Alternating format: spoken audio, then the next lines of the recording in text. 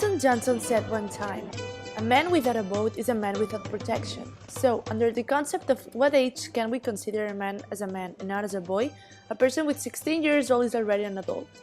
The vote is the way that we can express our thoughts about what we need in society and how are we going to be treated as a civilian. Everyone has to have the right to decide, and I think that a boy with 16 years old is capable of taking that decision. It's very ironic to think that a boy with 16 years old is able to marry, to be criminally responsible, so you can be judged and punished, but you cannot express your political idea of who do you want to be your next political representative. So starting from the idea that it's really difficult to change this fact in Spain because a boy with 16 years old is not considered sufficiently mature, there are many countries that had allowed that fact. Some examples are Austria, who was the first country in Europe to give this right.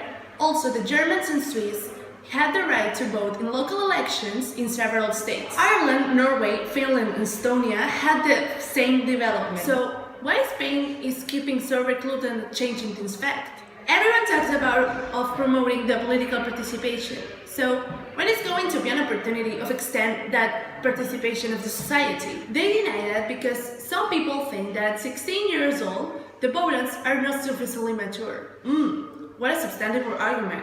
It's such a contradictory vision to think that they can make choices in their lives, such as getting a job or maybe abandoning their studies, but they have no power to influence the action that affects directly. There are so many reasons why I think that a 16-year-old has the right to vote, but I will focus on the most important ones. First of all, the democratic participation. Actually, people have more knowledge about what's going on in society, especially the young people, comparing with the old generations. Then, it's not true that young people are more vulnerable to be influenced by the parents' opinion in the political campaigns. The young people are the most active part of society and they have their ideals really formed. Then, we have the demographic changes. The composition of the electorate has been changing in the past and it will change in the future.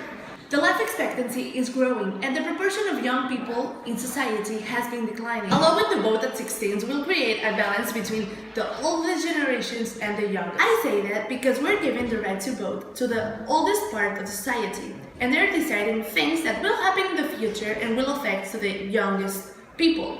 So the choices that we make now will affect on the young generation's future. The best example is Brexit.